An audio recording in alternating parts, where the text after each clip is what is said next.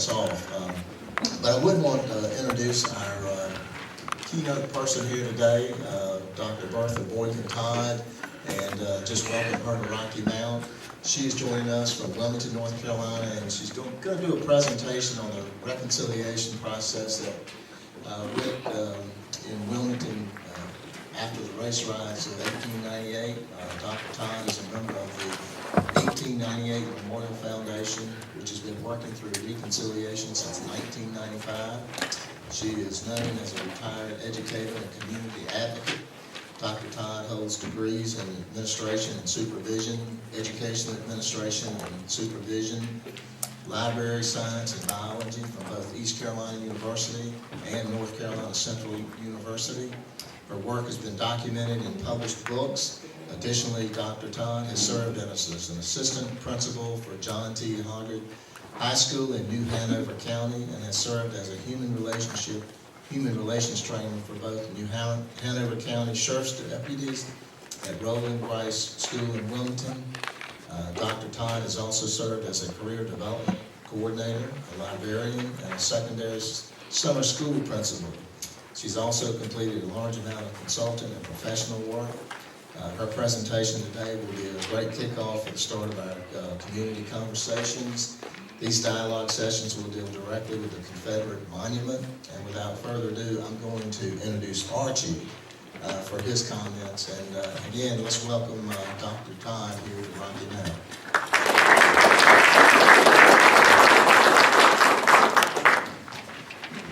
Thanks, Mayor. First of all, I want to thank the community for coming out and supporting us on this project. This is a large project. It's a challenge. It's something that's going to take the whole community. And I thank you for coming out and being a part of this. I hope you're with us for the journey. It's going to be a journey, but it's something that we know is going to move us forward. The Human Relations Commission is ready and has taken on the challenge, and so they're with us today. I want to introduce the members of the commission. These are the key leaders that are going to help the Human Relations staff take on this task. We have with us Ricky Pitts, Cynthia Cobbs, Musa Shahade, Sue Ballamore, John Tobias, Lucy Taylor, Nehemiah Smith, and our co-chair, Linwood Williams. Is he here? Okay. And Mary Wells also is a co-chair, but she had another engagement with the county commissioners. And we have a new member just appointed, Cornelius Nancy, in the back. We also have with us who will be assisting with the commission, a couple of members from our MLK Commission and the Mayor's Commission for Persons with Disabilities also. So we thank you for your commitment to this community.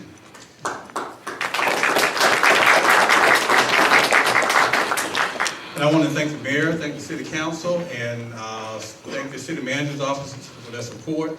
And then also there are going to be some community facilitators that's going to join us in this process. And I want to go ahead and thank you beforehand also. So with that said, I will turn this process over to Dr. Todd.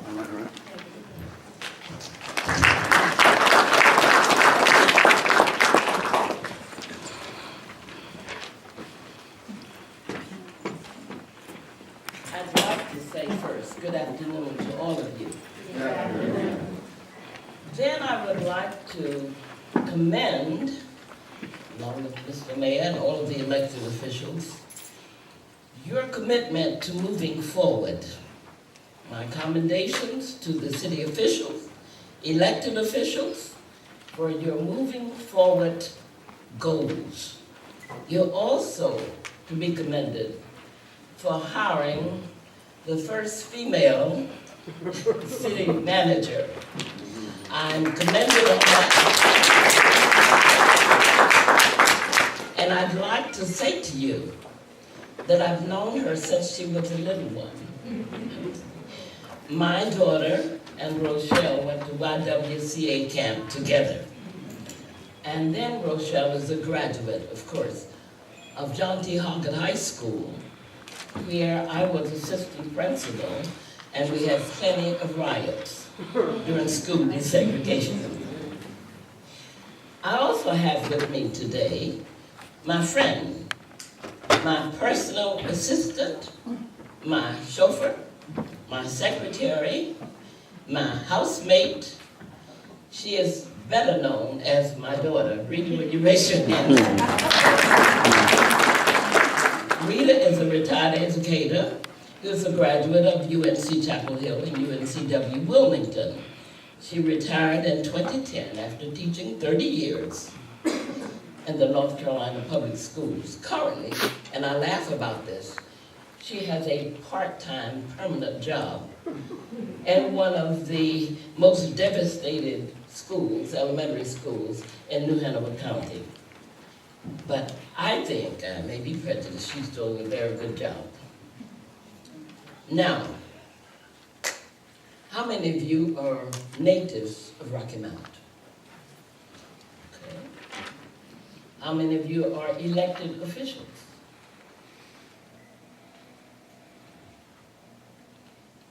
How many of you are members of other organizations? Okay. Thank you. We have a diverse group. I would also like to say to the Alpha Kappa Alpha Sorority Incorporated members, thank you for one Cassars. I'm a member in Wilmington. And I would like to say thanks to the Links, the chapter of the Links in Rocky Mount. Wilson, Rocky Mount, Tarboro. How could I forget? You're one of the earliest chapters. I know the histories of both very well. The purpose of this presentation is to assist you in becoming acquainted with the history of New Hanover County and the city of Wilmington. I shall review the process that we have implemented many times in working with the controversial issues of New Hanover County and Wilmington, North Carolina. I think we have many more than you may have. Well, I'm going to start with 1660 and give you a brief overview. The town of Wilmington at that time formed a large part of one of the 13 colonies. And the colony of Virginia and those members, you know what was said about Wilmington as the home of the renegades. The citizens of Wilmington during that time ran away with Spanish ships. Many immigrants moved there. Population then was 1,000. Now I want to tell you, I know all of you heard about the Stamp Act, haven't you? Well, guess what? Guess where the resistance started? In the town of Wilmington. Wilmington was not considered a state yet, nor even a city. Started there. They were mad at the British, and they said no taxation without representation. They even took the British royal governor, put him after he escaped to a ship on the port, Cape Fear River. They took that British royal governor, put him in a chair, rolled him around town on exhibit, and then burned him in effigy. That was the town of Wilmington. And this is what the Virginia, I don't know why they kept picking on Wilmington. This is what the Virginia people said in the colony. And quote, the resistance to the Stamp Act was and well known throughout the American colonies. But the highest place of honor must be given to the men of the Cape Fear. They even honored them for beginning the no representation to the British. And of course, they just didn't like the royal governors, and we had the Revolutionary War, and that all ended. And we know Abraham Lincoln was elected, and we had the Civil War. Population there was 17,350. Schools for black and whites were built.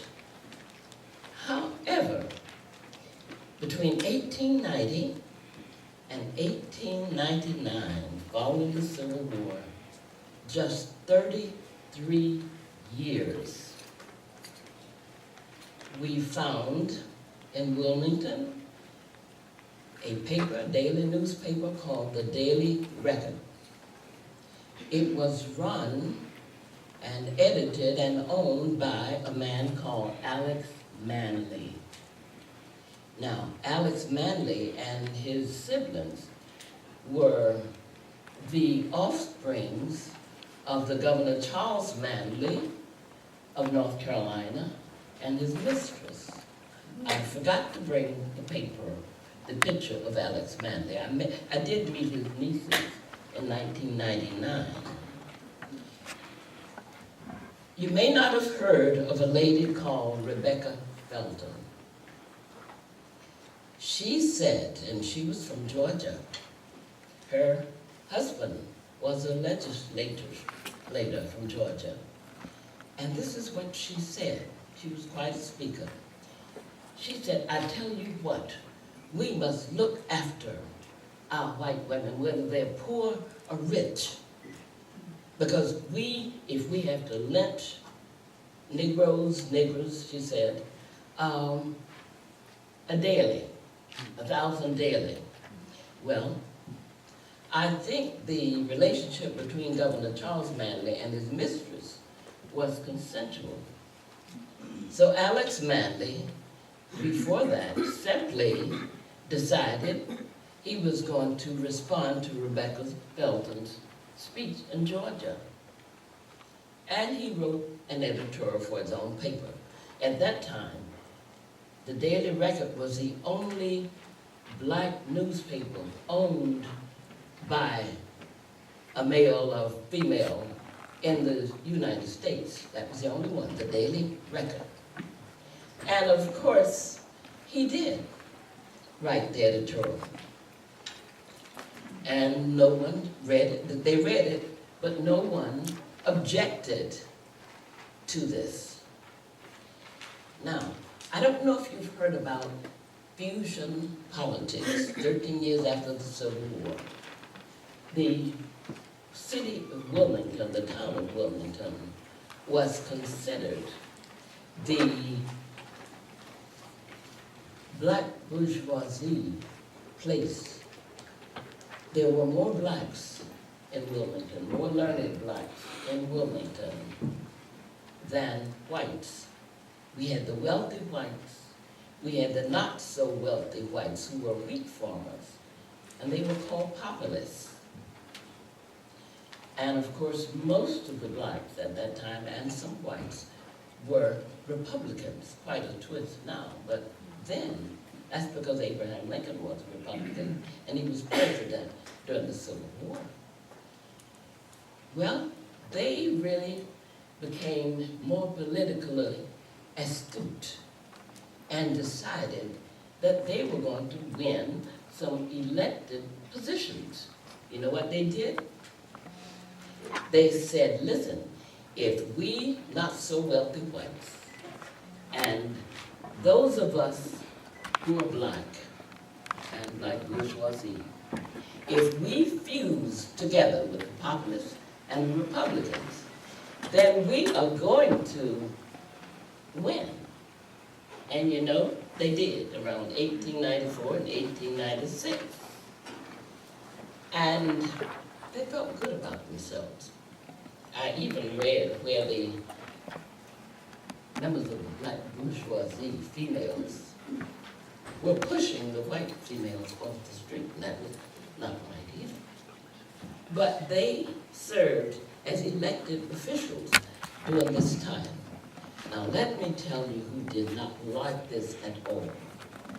The wealthy white Democrats, not the farmers, not the populists, not so wealthy whites. They did not like what was happening. And they decided to do something about it for the 1898 voting.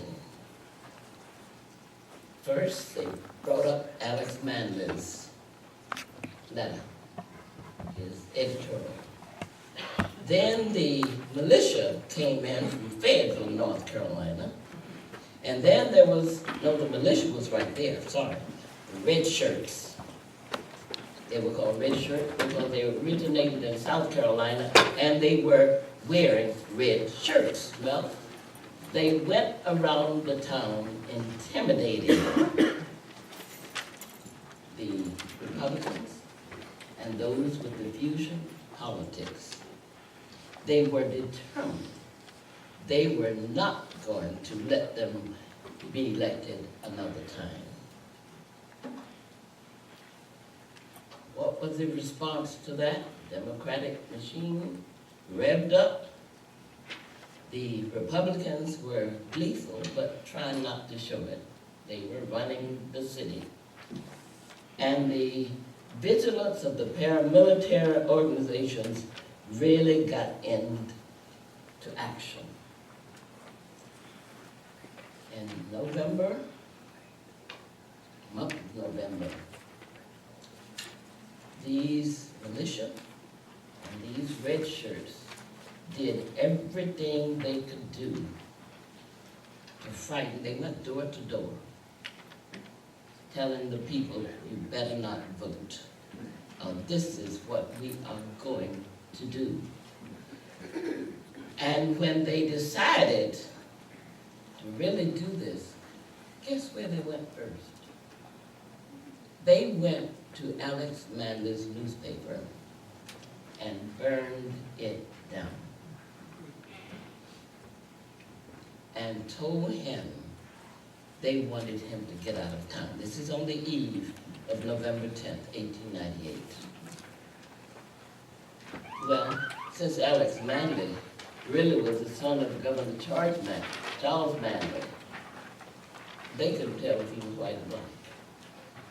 And interesting enough, when I met his two nieces, when we had this symposium at UNCW in January of 1999, this is what the story they told me.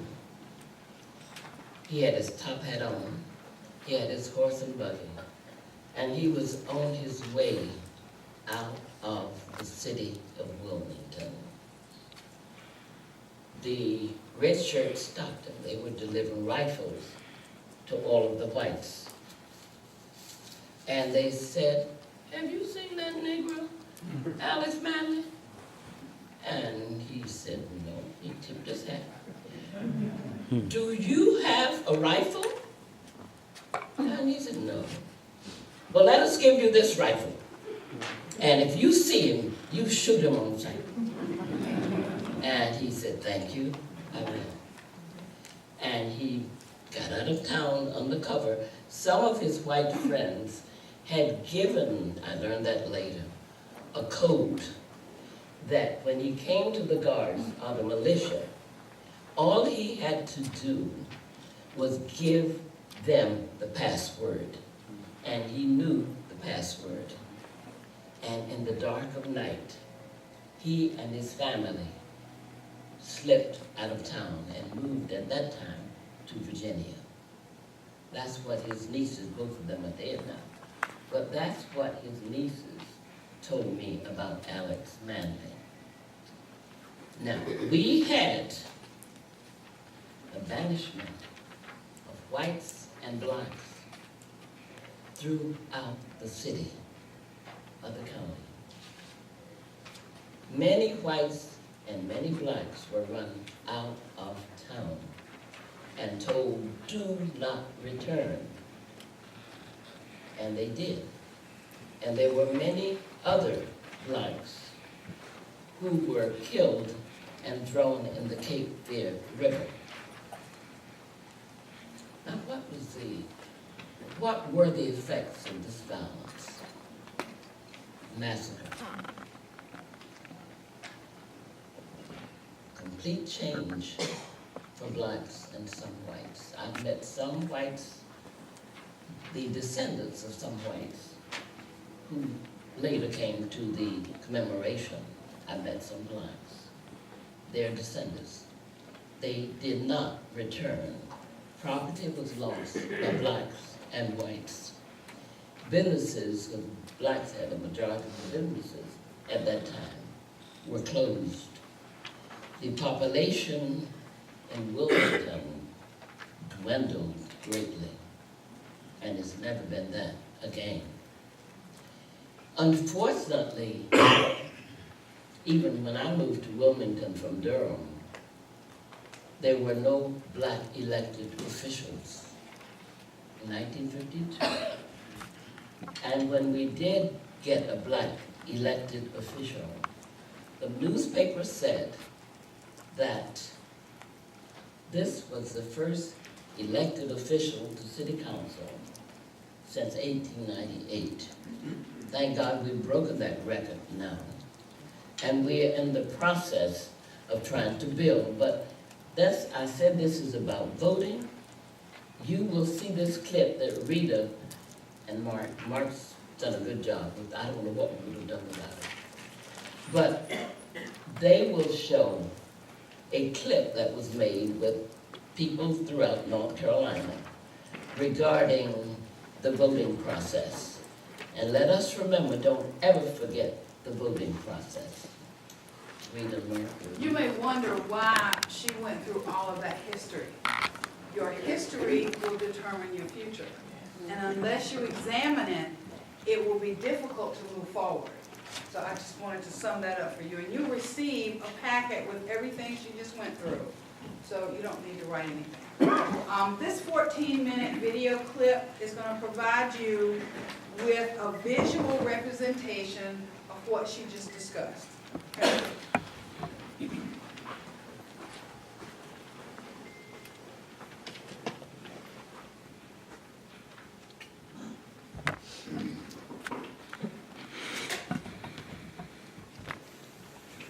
The vote is the most powerful instrument ever devised by man for breaking down injustice and destroying the terrible laws which imprison men because they're different from others.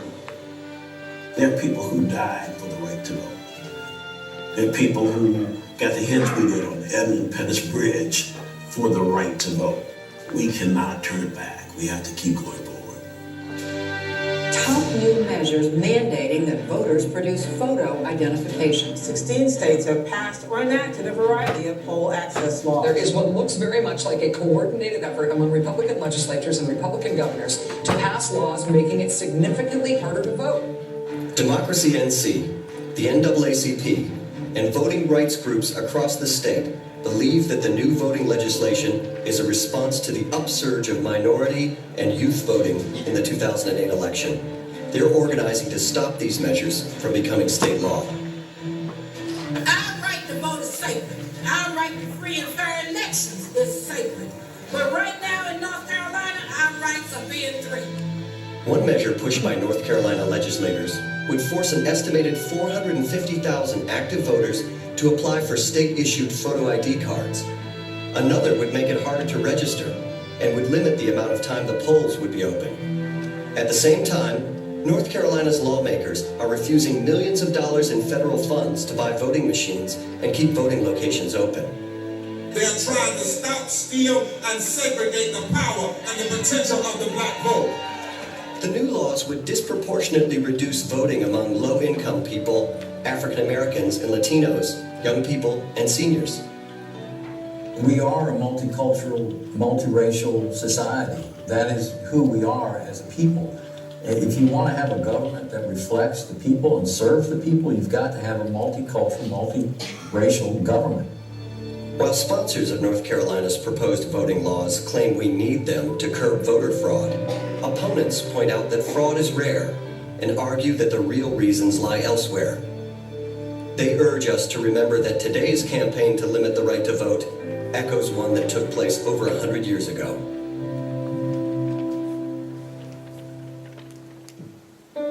Decades after the Civil War, a mortgage crisis, an economic recession, and a changing economy helped spur a surprising multiracial coalition in North Carolina. It set voter turnout records and elected an unprecedented number of African Americans to public office. A huge step forward in opening the doors of democracy to all, it met a hostile reaction that swiftly shut those doors. During Reconstruction, there was a general collapse of the economy, and a lot of people are poor in North Carolina, black and white, from 1860s, 1870s, 1880s, and by the time you hit the 1890s, There's a real outcry for a need for change. White farmers began to look to black farmers as possible political allies against the banks and the railroads and the rising New South industrial state.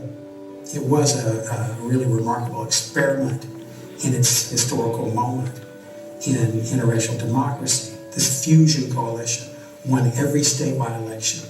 It won the governor's race. It won both United States Senate seats. It never lost an election. It could not be beaten at the polls. Nearly 1,000 African Americans were elected to county and city offices. You have African Americans who had previously been powerless within the political context. Now they were emerging as a force with power.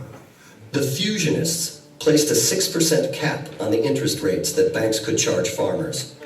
They returned vital decision-making powers to local governments, and they taxed the railroad barons and industrialists to pay for an emerging public school and university system. African Americans coming out of slavery really wanted a viable public education system because they saw education as really crucial to advancing their interests after emancipation. And so Fusionists come in and actually direct money to education. This is seen as a big, huge, incredible deal for not only African Americans but poor whites in North Carolina. Nowhere was the fusion movement more successful than in North Carolina's largest city at the time, Wilmington. You could see that this is what the New South could become at the beginning of the 20th century. African American children were graduating and going to college and being architects and engineers and doctors and attorneys, and they were coming back to Wilmington and doing these things, and it all stopped in 1898. It just stopped. Wealthy landowners, merchants, and white supremacists identified with the conservative party of the day, the Democrats. With support from the Raleigh News and Observer, the Democratic leader, Furnifold Simmons, launched a relentless campaign to demonize African Americans and drive a racial wedge between them and their white allies. To break up this interracial progressive coalition, the white conservatives, they hire propagandists, they bring in a cartoonist from New York City to show images of the black beast rapist, the incubus of Negro domination. Which was this idea that the closer that a black man gets to the ballot box, the more he looks like a rapist. White conservatives accused Fusionists of voter fraud and government corruption. So they're creating this sort of sense of a crime wave, and they're locating it on African Americans, and they're using this as a way of justification to explain why Democrats need to retain control.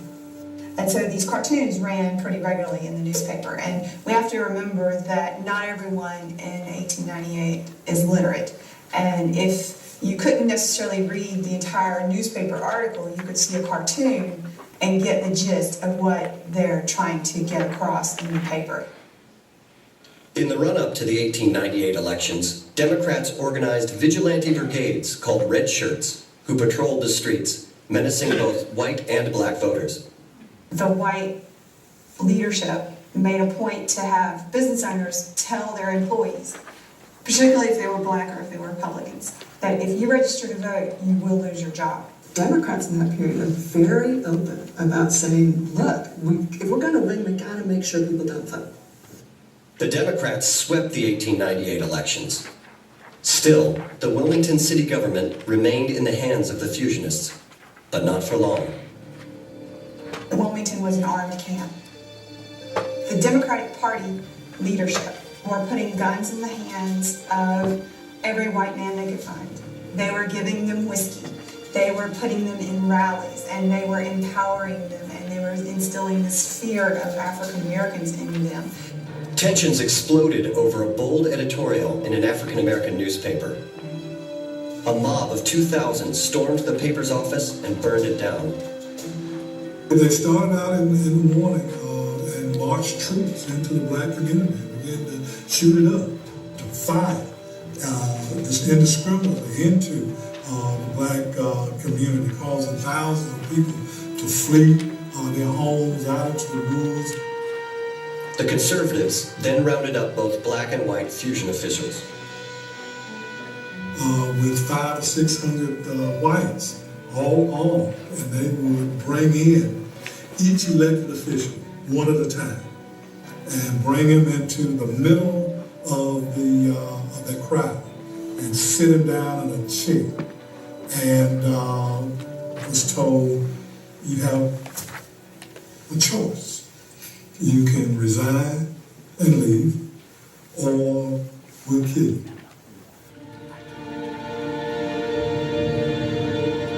And then as each one of them resigned separately, they then appointed a white to take that person's place on the city council. They then marched them out right down to the train station and put them on the train. At the end of the day, hundreds of civic and business leaders were put on trains never to return. Documents show that at least 22 African Americans were murdered, but the real death toll remains unknown. It's the only successful coup that the United States has ever seen. Back in power, the conservatives aimed to ensure that no such reform alliance could ever rise again. So they constructed legal barriers to make it difficult, if not impossible, for African Americans and poor whites to vote. It said nothing about race. It didn't say black folks couldn't vote. It said literacy tests. It was neutral language. The grandfather clause, if your grandfather had voted, then you didn't have to take the literacy test. So, it was all colorblind. At the height of fusion, 126,000 African Americans were registered to vote in North Carolina. 2 years after the Wilmington coup, the number of registered African American voters shrank to 6,000. North Carolina's voting laws suppressed the vote for decades and blocked all kinds of reforms. In 1920, at the peak of the women's suffrage movement, Furnifold Simmons, still kingmaker of the Democratic Party, warned of a revival of fusion if North Carolina allowed women to vote. One congressman cautioned that, just for the sake of letting a few agitating white women vote, the women's suffrage amendment would enfranchise 110,000 Negro women. Tar Heel lawmakers refused to ratify the amendment, even as women won the right to vote in other states.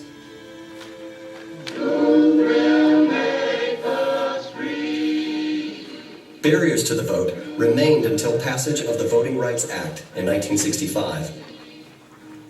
Again, there was a reaction from conservatives. Over the next few decades, thousands of Democratic office holders across the southern states fled their old party to become Republicans, turning it into a nearly all-white political party. Now, I'm sorry that some of you had votes suppressed in the past. I understand that. For House Bill 351, a bill requiring the voters to provide photo identification before voting. Today, there are no red shirts menacing voters like they did in the fusion years. But conservative lawmakers again fear a surge of new voters. Again, they want to rewrite election laws to limit participation. Their anti-voter bills would repeal same-day registration, shorten early voting, end Sunday voting, and more. The justification echoes that of the 1890s. Why? Because in the past two elections, there have been hundreds of voting irregularities. Cases of double voting and absentee voting, fraud. Yes, voter fraud. Take Ohio. A statewide survey of votes cast in 2002 and 2004 found that out of 9,078,000 votes, there were 4 instances of fraud. That is a jaw-dropping 44 1/millionths of 1%. Folks, our democracy is under siege from an enemy so small it could be hiding anywhere. People have to push back against this kind of nonsense. We're saying that these folks, the representatives in here, some of them, the leadership, are out of control. Out of control. It's a tool for them to reduce the number of eligible people that can vote. The groups that are affected, in some ways it's the same groups that were affected 100 years ago. Voting in democracy at its core is about bringing more people in. That's what Democracy North Carolina is all about. North Carolina's anti-voter bills are hanging in the balance. History shows us that those who can seize the moment will shape our democracy for generations to come.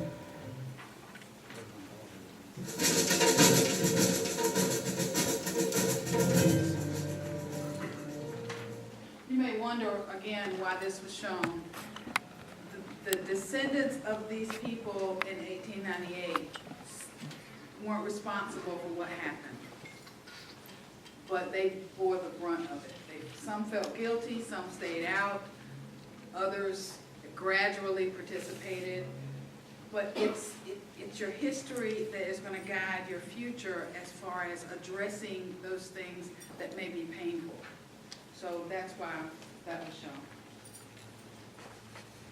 Now, thank you. Now we're going to talk about the process of reconciliation.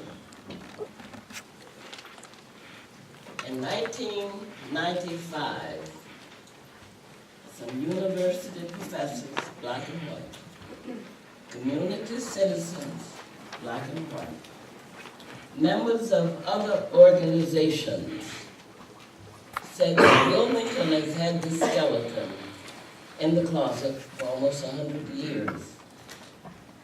What are we going to do about it? We banded together. I had just lost my older sister and my spouse at that time, so I had no intentions of participating. And when the gentleman who initiated this effort, he was a professor at UNCW, and he was supposed to be bringing the university and the community together. Well, he did. And he wrote his first letter on UNCW stationery. Well, now, ladies and gentlemen, we have some descendants in Wilmington now. I won't call their names, they're in the book, Moving Forward Together. And there was another book, Cape Fear Rising, written by one of the instructors at UNCW. Those descendants of those wealthy whites took him to task. This was before we began in 1995. Cape Fear Rising is the book. It was supposed to have been historical fiction. Having been first a media specialist, there's no way in the world you can write historical fiction and then put down the real names of the individuals in the book. Well, this is a book that will be available to you. This was printed in 2008 as a result of our culminating the goals of the 1898 Memorial Foundation. Well, I tell you what happened. The wealthy whites, some of the Kingdoms, the Murchisons, and the others who supported Chapel Hill, who supported UNCW, had just given the university $1 million. And they said if they had read Cape Fear Rising, written by one of the instructors at the university first, UNCW would never have gotten that $1 million that time. They took him to task and really tried to fire him, but they couldn't. You know about the freedom of the press and the freedom of religion and the freedom of speech. He had tenure, but they did get rid of his wife.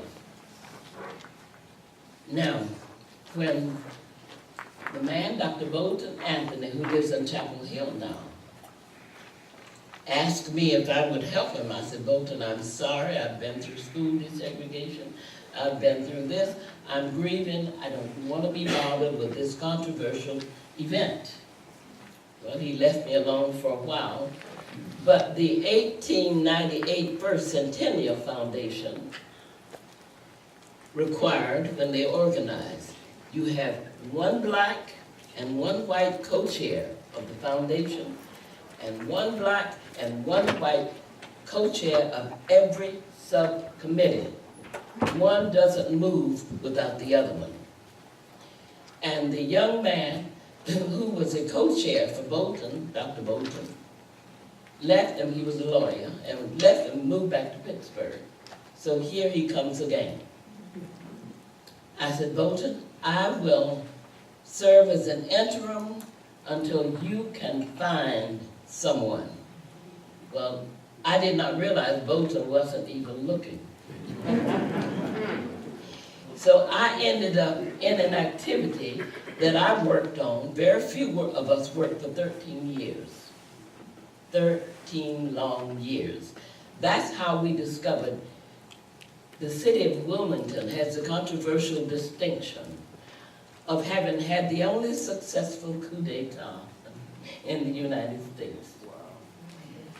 And these individuals, they won that election of 1898, but they were so anxious, they could not wait to be installed in January.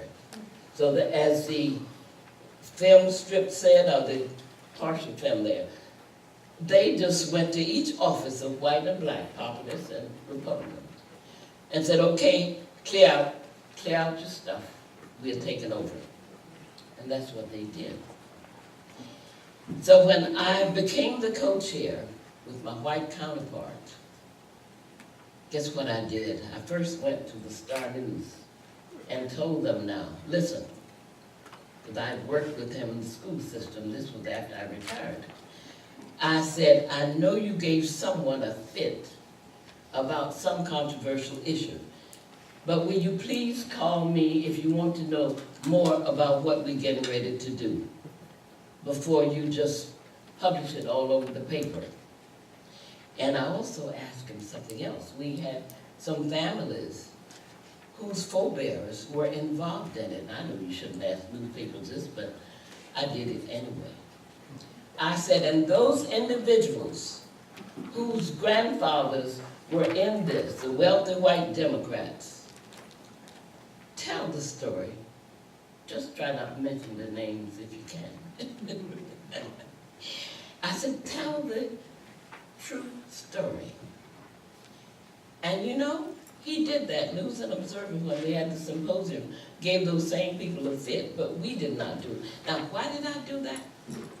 Because I did not want anyone to think blacks and whites were involved in this. And this is a black and a white problem. And this affects all of us. So we going out of here together. And it's not going to be one of those gotcha things. You did that to us, and this is what we're going to do. We had some negative blacks and some whites on both sides.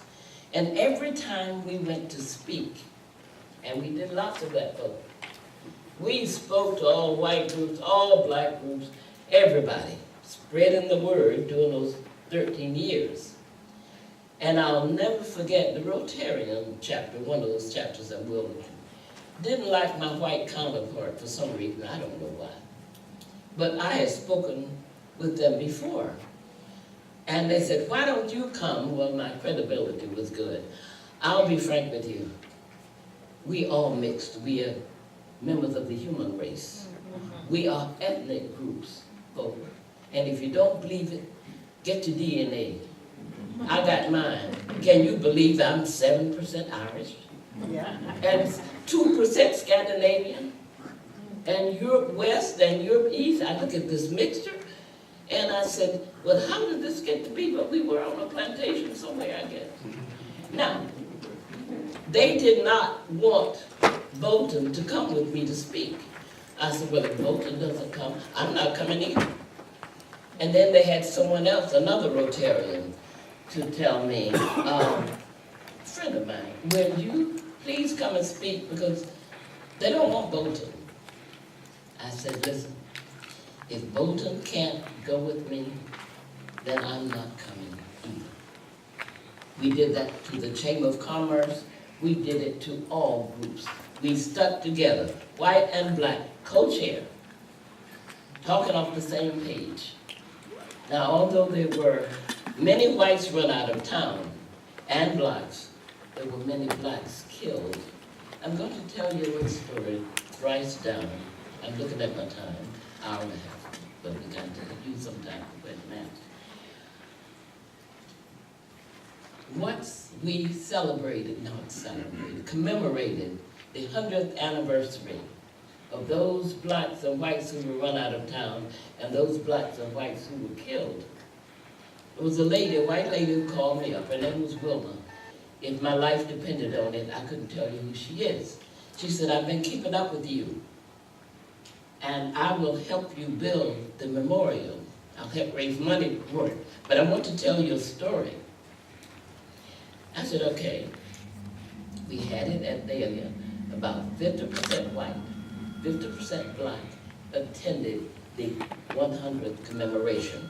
We glanced back and we pushed it behind us forward because it was my idea to name this title of this book, Moving Forward Together. And I have a statement forward in there to say why I did. I'm an optimistic person, I'm a very spiritual person, and I believe in prayer. And I believe in people, regardless of the color of the skin. It's the content of the character that makes the difference for me. And she said, there was a native Wilmingtonian. We meet down here at this motel across from the Cape Fear River, and we read our original poems and essays. She said, one night, an elderly white gentleman came up to me and said, why don't you write about the ghost of Wilmington? And she said, I don't know about the ghost. It was kept secret. The material regarding 1898 was under lock and key. You couldn't write a book. A professor from North Carolina Central tried to write about fusion politics, Dr. Helen G. Edmonds. She had to go to New York to get her materials. I have a listing of Leon Prather, who wrote a book, We've Taken a City.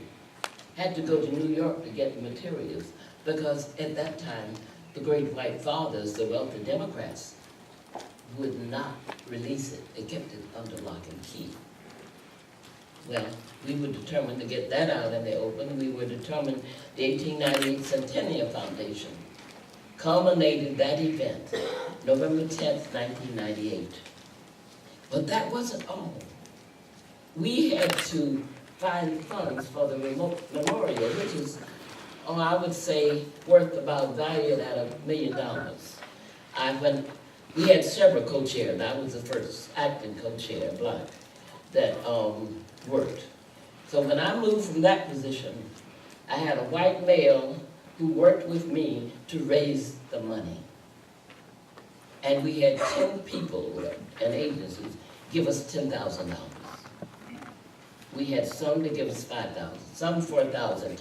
All of these are in the book here, but we just said peace circle and all sorts of circles. And you'll read about the process. It was a community effort. It was not really just one. Now, we had a member, Senator Luther Jordan, the late Luther Jordan, who was a member of the NC legislative body. And he convinced the commission, there was a commission to study the residual effects of 1898. Lorraine Umfleet, you saw on this film. She since published a book, A Day of Blood, but I have the legislative study. I did not bring that with me. But in the records, the legislators issued an apology regarding the violence and the coup d'etat of 1898. And a magazine by Timothy Tyson was sent out in every day to be in place, replaced, or in place, placed in every daily newspaper throughout the North Carolina area. All of this happened. I'm going to fast forward. We've had many controversial issues. I just told you about the Staff Act that was really started by the town of Wilmington. Well, we've had the massacre and the coup d'etat. We had the 1968 assassination of Dr. Martin Luther King, who was supposed to be coming to Wilmington for a voter registration drive. From Charlotte, the governor, there was a black male who was running for governor of North Carolina. And I jokingly told, the 60s were very turbulent folks. We also had the Greensboro 4. I don't know how many of you realize that Joe McNeil was a product of the school of Williston Senior High School, the black school. He was the youngest in the group. And I'll share this with you, it happened anyway. Well, I was trying to find the type of books, I was a media specialist, that I thought the students and the faculty would appreciate in doing their studies of the United States and North Carolina. My library supervisor, White, came to me and said, well now Bertha, Mr. Rowland, superintendent, so I'm racist, said, Mr. Rowland and I decided we weren't going to order this book order. You have too many titles on there about the rights and responsibilities of the citizens of the United States or North Carolina. And of course, being the person I was, I fired back a message to Mr. Rowland. And this is what I said. You tell Mr. Rowland that I have a master's degree in library science, and I think I know what I'm doing. I use the catalogs that have been recommended by the American Library Association. And if he has any other catalogs that he would rather for me to use, please send them to me. They know I didn't get it. I didn't get an answer, I didn't get anything. I didn't get my books either. Now, one of the government teachers at Williston Senior High School, William G. Lowe, knew his government very well. And it was a requirement before one could graduate from the school. So I would help Lowe find topics for these seniors. I would also suggest some of the topics for the books that I thought I had ordered and never received, of course.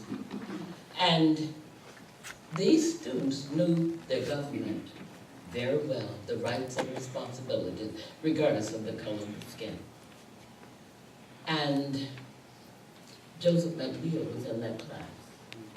Joseph McNeil was one of those who told the other three, you know, we have every right to be in this public facility as citizens of North Carolina, of the United States. He was the one who knew his government well. And one morning when Lo and I were on the halls, I knew why maybe I should have been under scrutiny. I simply practiced nonviolence, but diplomacy. And Lo said, oh, by the way, Ms. Todd, are you aware of the fact that you and I are under scrutiny? I said, no. He said, well, I understand we are. Well, evidently we must have been, because one day when Lo and his students were in the library, out comes some of the superintendent's staff. They went to his room first, and they found all of them with the teacher in the library. So they asked me, what was I doing? I wasn't doing anything illegal. I was simply trying to prepare those young students of color how to conduct themselves and what their responsibilities were. And Joe McNeil was in that group. So you see how things just ripple? When I said this, school desegregation was another difficult bit, because that's where we got the Wilmington in. I was on Governor Hunt's state committee, advisory committee at that time. And there was a white minister, a black minister, and yours truly. I knew 7 of those young people. And I knew that they did not do what they were supposed to have done. So I did talk with Governor Hunt about it. And I think about 2 weeks later, the sentences were commuted, but certainly Governor Perdue later on is the one who pardoned them. These are the kind of things you do with sincerity in what you believe in, and try to hope that someone with compassion and empathy will listen. Well, that was his first term, and he did well. Greensboro 4, Wilmington 10, the assassination. Now let me tell you about the Martin Luther King Commission. As a result of Dr. King not coming to Wilmington, as I told the group in January when we were planning this thing, that, you know, if he had come here, he may have been assassinated too. There were many whites in the group, and they agreed with me. They knew about the turbulence. They knew about the schools and the thinking at that time. We used high school students for sit-ins. And an Episcopal minister, priest, is the one who would bail them out, Father Curtin. Anna Burnett, one of the teachers at Williston, and several other teachers at Williston also helped with that. Now, what we have done, and also, I think it was in the 70s that the YWCA had as its national mandate to eliminate racism. The Y in Wilmington was the very first agency to have worked together and integrated the white Y and the black Y. Of that I am very proud. And we went to Winston-Salem, two white females and yours truly, to get a grant from the Z. Smith Reynolds Foundation. Spent the night. And he didn't okay the first one, approve it. But he said, you folk in Wilmington are having quite a bit of trouble with school desegregation. I was at the school that had a riot about every week. And, but by that time, I had helped to avert a riot at Wilson Senior High School that spring. So I did have some information, and I learned some skills regarding riot control. That was my first initial challenge with riot control at the black high school after the assassination of Martin Luther King. But by the time I got to Harvard and we were having one maybe once a week, I knew what I was doing. I knew how to sort of avert them. But we did a lot of study circles with the Y in the 70s. We've been doing study circles everywhere, trying to get blacks and whites together. You can't have it unless you have blacks and whites in a group. It's not too well implemented if you just have one side of one ethnic group. The YWCA did this for a long time. I met one of my best wealthy white friends. And when I became co-chair, I went around to all of the individuals whose forebears were the initiators of this coup and massacre. And I talked with them one-on-one.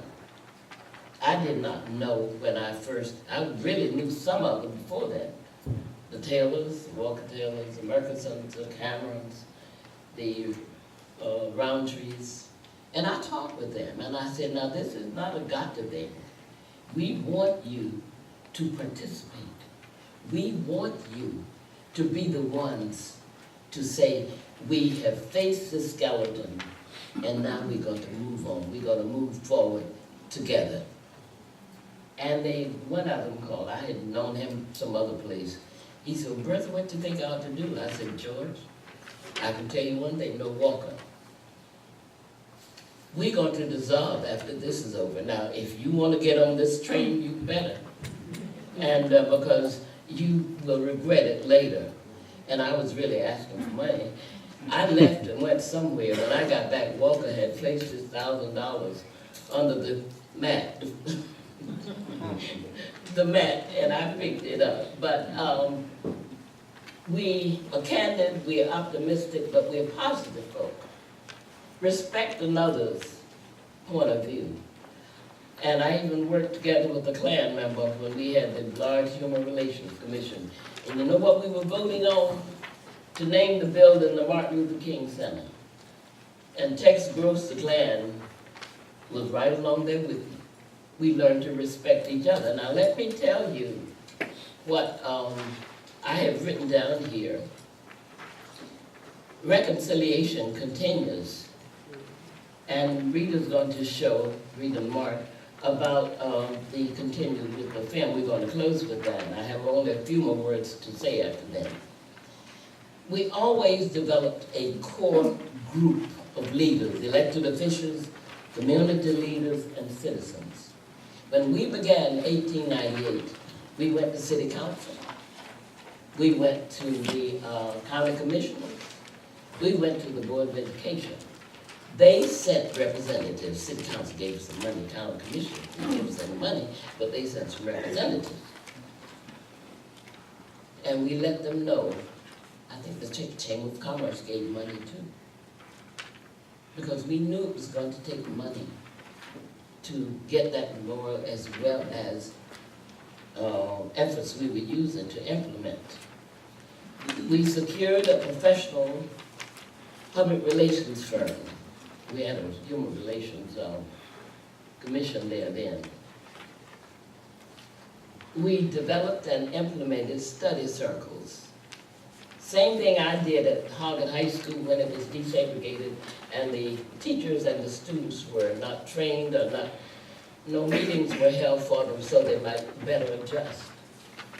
And we had speak outs. We had discussion groups. And those white students and black students yelled at each other.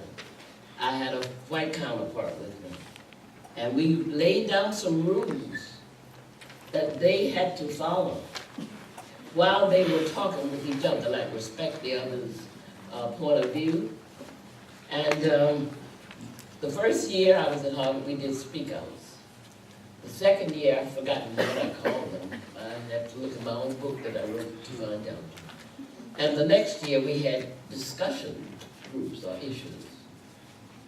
3 different years, we worked on trying to get those students to look and respect each other as human beings, children of God, and listen to what each one had to say. Nobody was blaming anyone.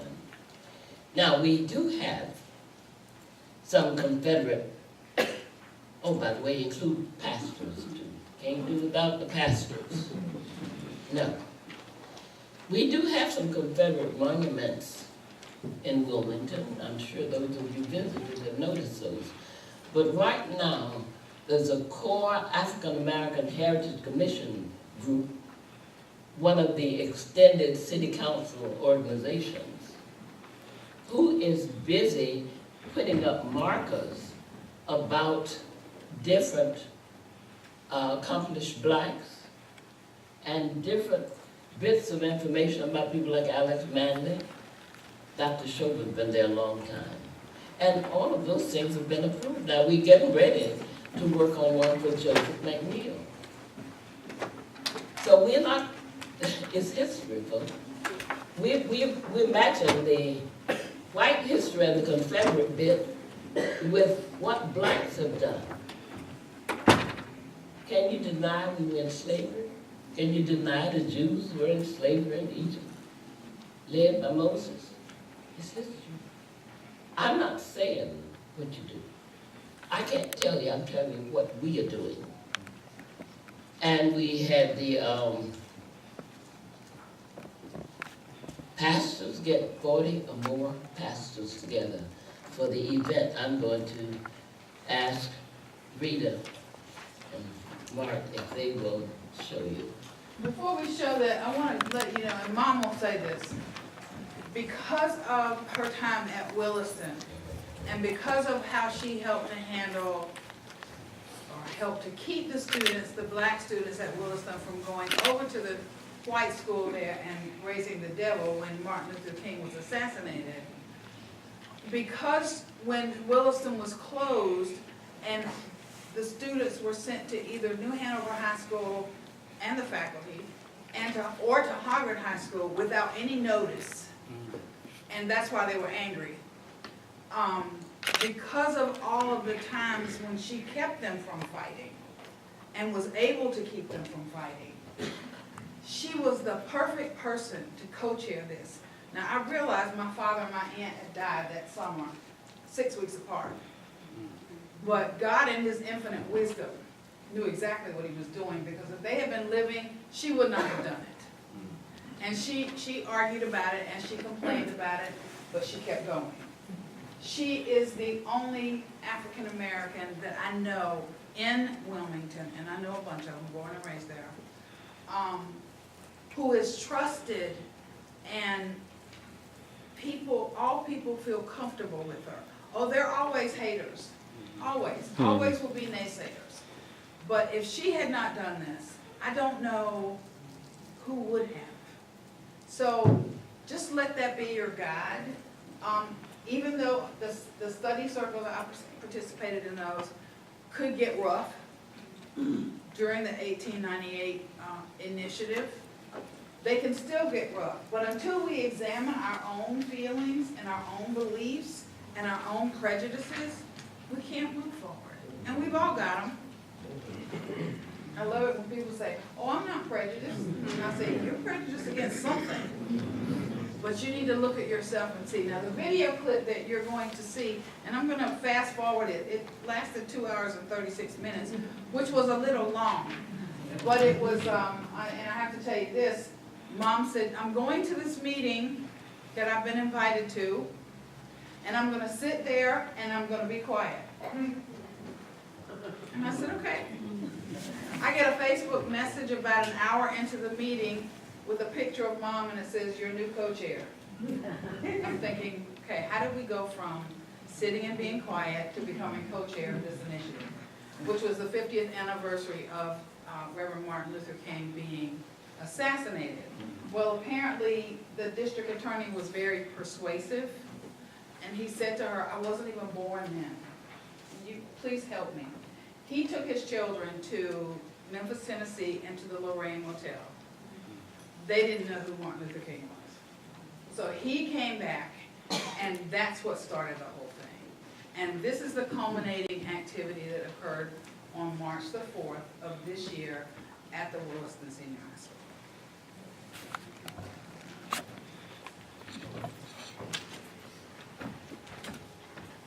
That is Francis Weller, the anchor, not Weller, the news anchor from Wilmington.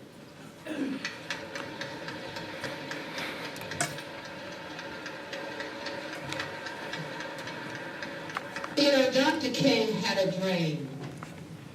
A district attorney by the name of Ben David, 50 years after Dr. King's assassination, had a vision.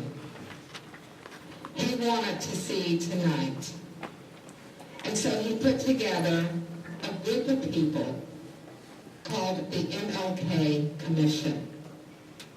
They have worked tirelessly. And when I say that, I know that to be a fact. I would like to ask all of the members of the MLK 50th Anniversary Commission to please stand.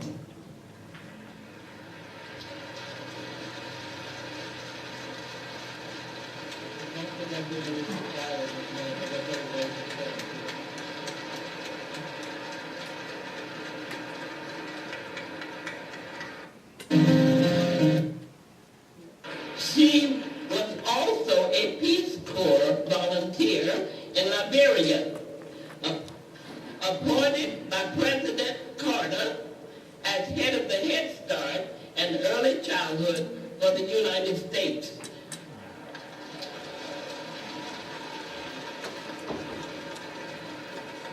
Barbara worked for 4 mayors in Washington, D.C.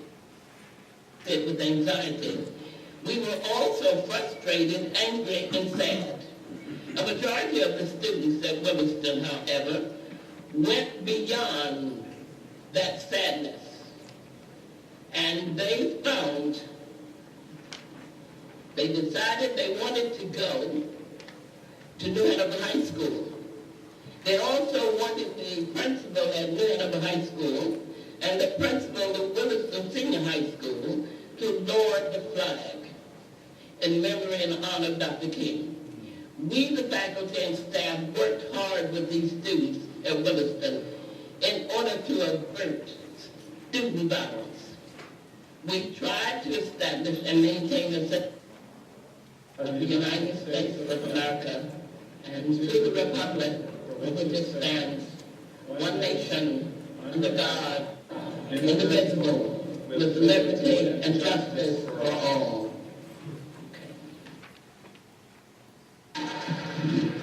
I'm Cooper Barnett. I have the privilege of serving as the pastor of the Water Temple A Zion Church, as well as a member of the city council. And as a member of the city council, as well as the pastor, we understand that you can't keep your religion in your sanctuary. It's got to go further than that. It's got Grade K through 2, Mackenzie Nelson, second grade, Snipes Academy.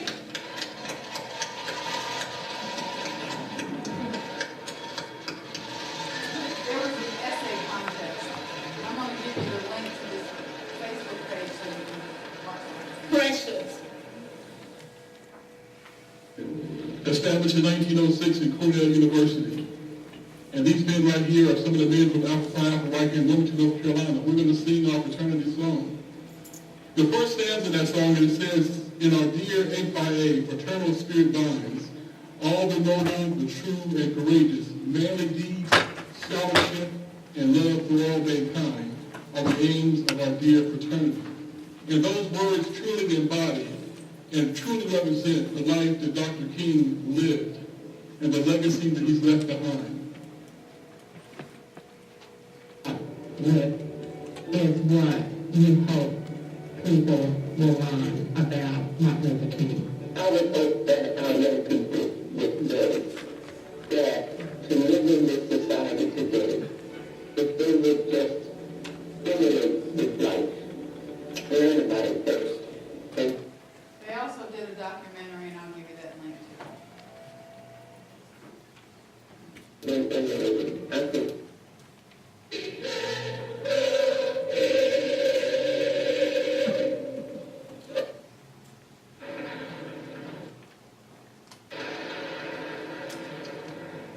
my connection with the anticipated arrival of Dr. King here.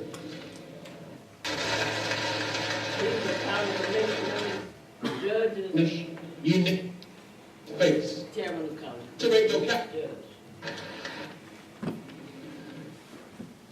Governor Cooper believes that when we work together, we can build a North Carolina that works for everyone. Everybody, please welcome Governor Cooper.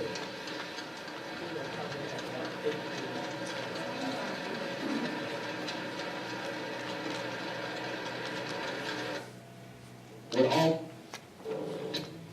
to it. And the challenge is just as great. This is Joseph McNeil, who was one of the great And world just as wars. American. So, The older gentleman. I'm honored to be a part of the program tonight. And I feel lucky and blessed with great teachers on a base that was built here at Wilson's High School, the best school under the sun. Thank you very much.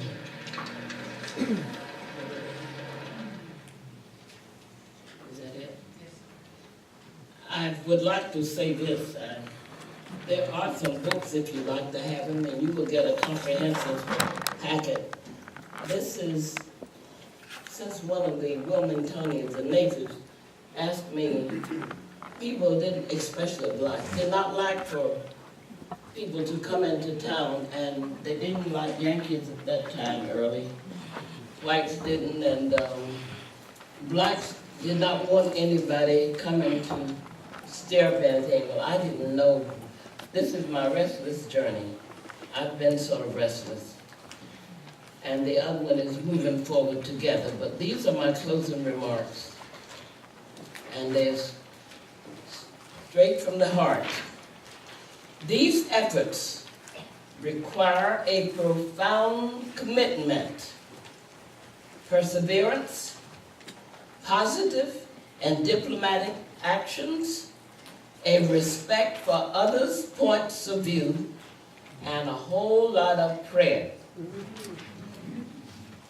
I wish you well and best wishes in any controversial endeavor that you may decide to undertake.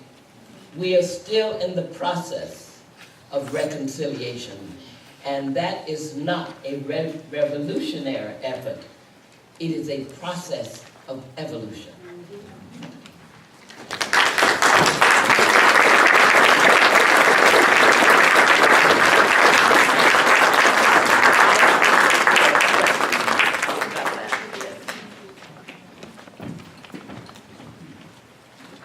Are there any questions?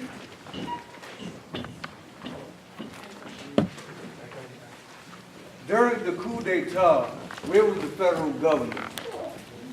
Busy working with the Spanish-American War. McKinley.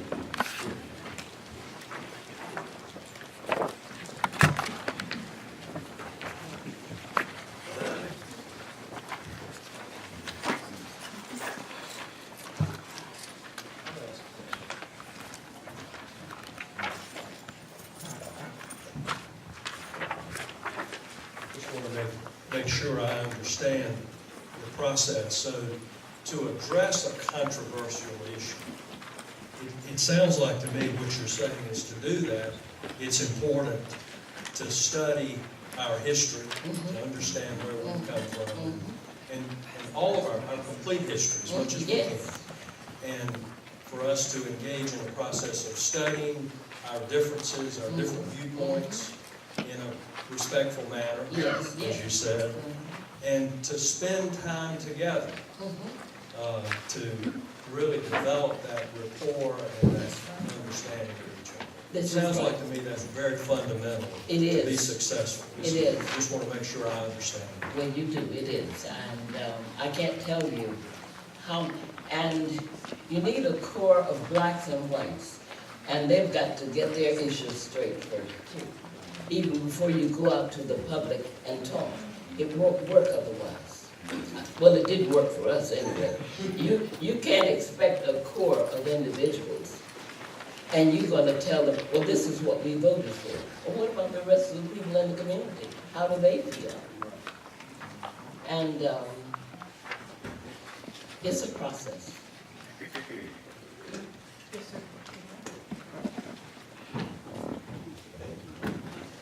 Oftentimes people think that, we've seen even in recent history that quietness does not mean reconciliation. No. And so in view of developing people, are there any, based on your experiences, any ways of measuring a shift in understanding and culture versus we just aren't arguing in the same room?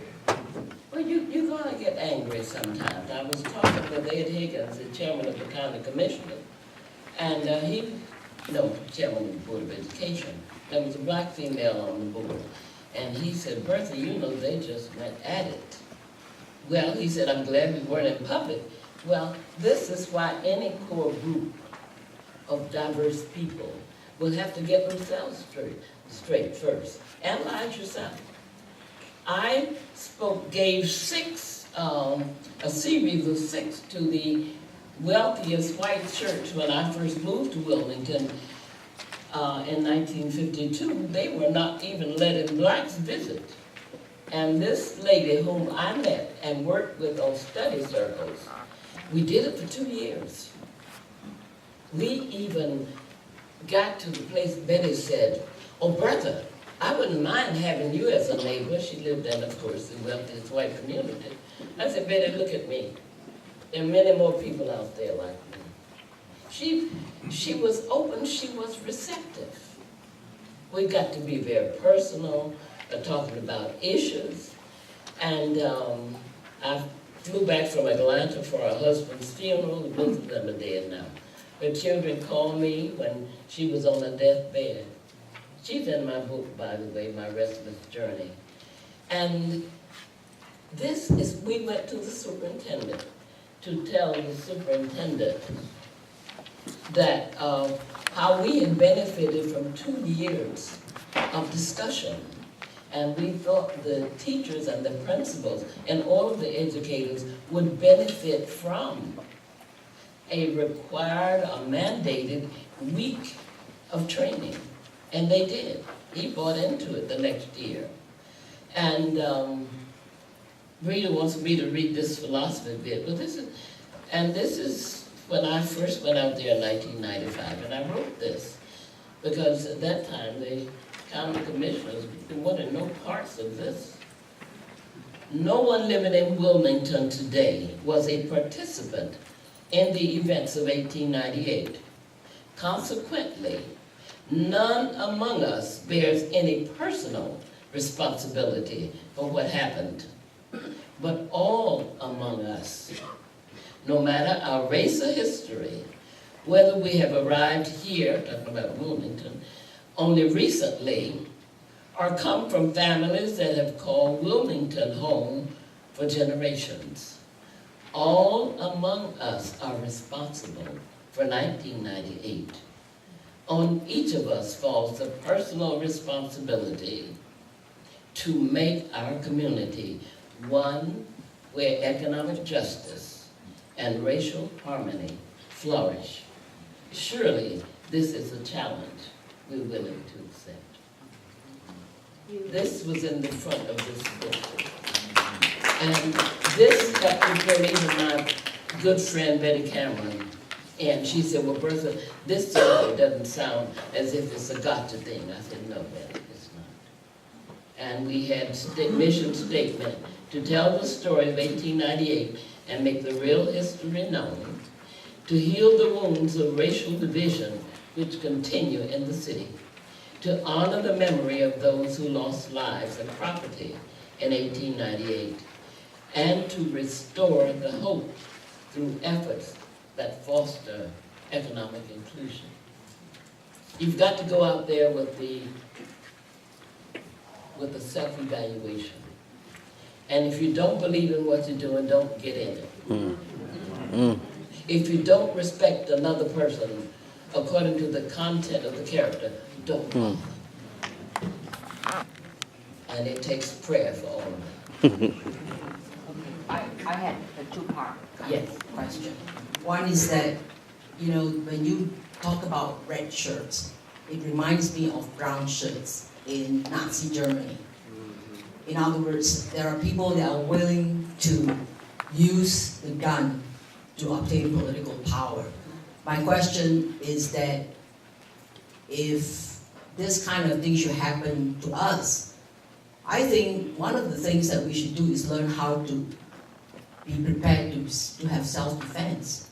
And that was not something that people considered because, you know, like Nazi Germany, they just write roughshod over the Jews and over a huge world war. So I'm just kind of throwing that out as an alternative. My second part, I do have another second part which concerns me, is that when you talk about reconciliation, which is extremely a nice idea, but you're talking about a group of people that didn't start from the same line in the beginning, right?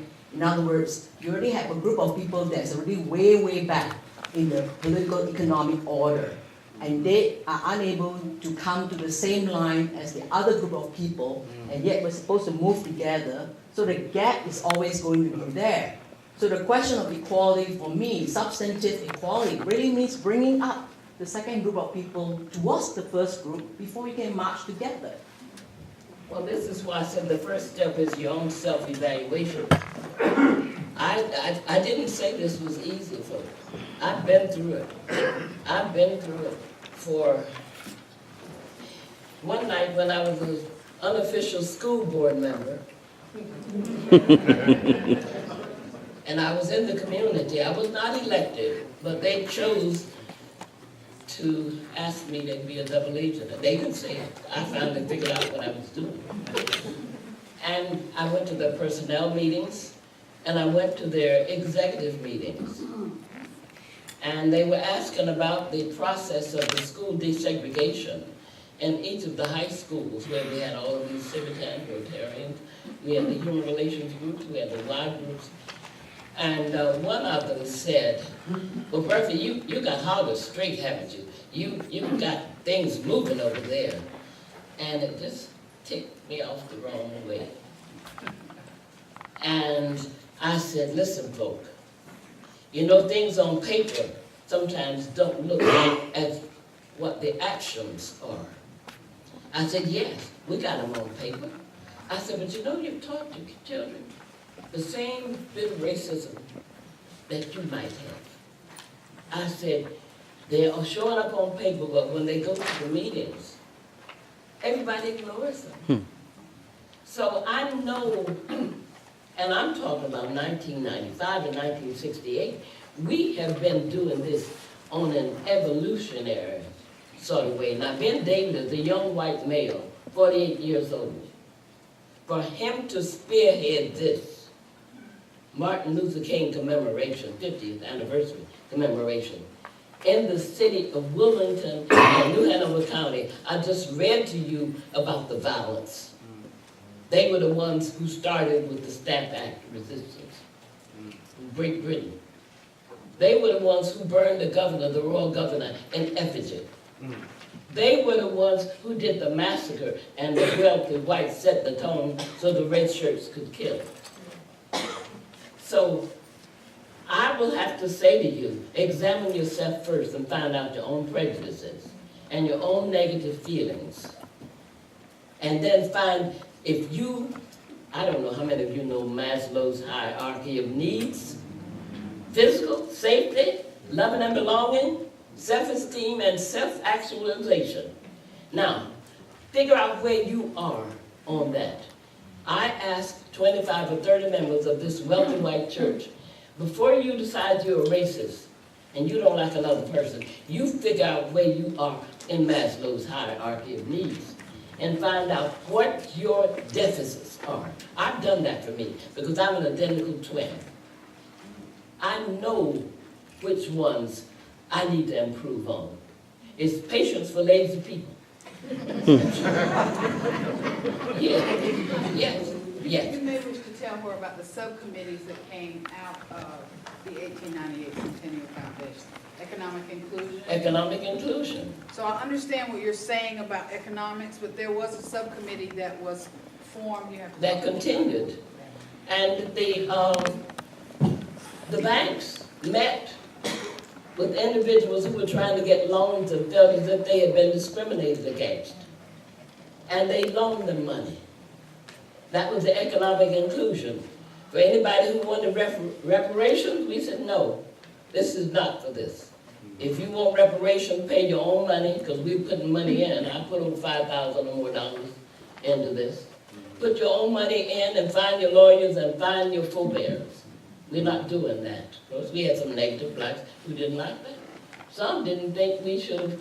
Why are you bringing this up now after 100 years? I said, because we need it. You mentioned that you all had talked about the issue of Confederate monuments in Wilmington.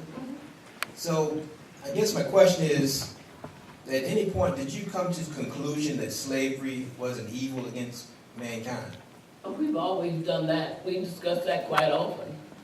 But now you talk about what are we doing? And my friend George Roundtree, this attorney, whose forebears, his grandfather was the one who went to the legislators. And that's where we got the disenfranchised of blacks. So I went to George, and I told him what we were trying to do. And George came across, I said, listen, George, I know the good you're doing in this community, in this city. Why are you going to carry your grandfather on your back? You got to separate yourself from what your grandfather did. I said, you weren't even born yet. We're about the same age, so that's the way we told. And tears were coming down his cheeks. He felt that if he admitted something that his grandfather had done, and we all know what his grandfather did, but why blame him? And he's in this book. I didn't have time to get George's biography. We were too busy fussing and fighting. When I say fighting with words and debate. But we're the closest friends. He wanted me to come to his Lifetime Achievement Award luncheon. I went and I said something about it. And the same thing with Hugh McCrae. His grandfather left the Hugh McCrae Park. I don't know if anybody's heard of it or not. Hugh McCrae Park in Wilmington during the fourth Emancipation Proclamation or right after. He left it to all whites. Hugh McCrae, his grandson, came to a park picnic once, but the Baha'is and the 1898 Centennial Foundation. Brought his family, read a statement, and he refuted what his grandfather did. The park was used by, the public's taking it over, used by everyone. And every time somebody says something white or black, which they have, I write a letter to the editor and tell them, now you started out with us in trying to plan for 1898. And you're going to talk about this man? Where were you? One person who came from Virginia, Confederate, said, oh, he was doing all this stuff about you. And I say that, I just said it on the WHQR for about an hour, because, folks, I don't see your color. But if some blacks I don't like, some whites I don't like. And this is what I see. That person, that grandson, was standing up, gave us $15,000 to work with. And he was there from the very beginning when there were some others who weren't. And I'm going to kick him for what? When he wasn't even born.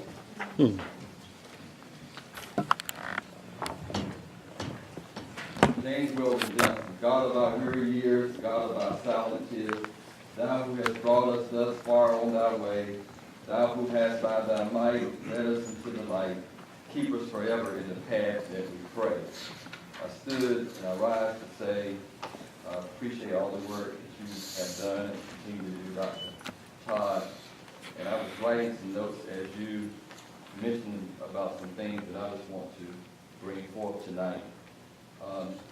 Talking about seeking justice, reconciliation versus reparations, racial equity, controversy over apologies and reparations, society still divided along racial lines. And then I just wanted to conclude, when we look up reconciliation, it's a returning to our faith or harmony after a conflict. A situation in which two people or groups of people became friendly again after they have argued. What happens after reconciliation? We, as a people, and the reason why you're here because the council sought you out, I'm on the council, president of the NAACP, also a minister and pastor in this local community. Blacks, African American, has been one of the race of people who have been very forgiving. We've been a people of faith, people of long suffering, and a people of forgiveness. What I want to ask is once we have already, if we look from slavery to Reconstruction. Come this far by faith. That's right. Yeah. The economics.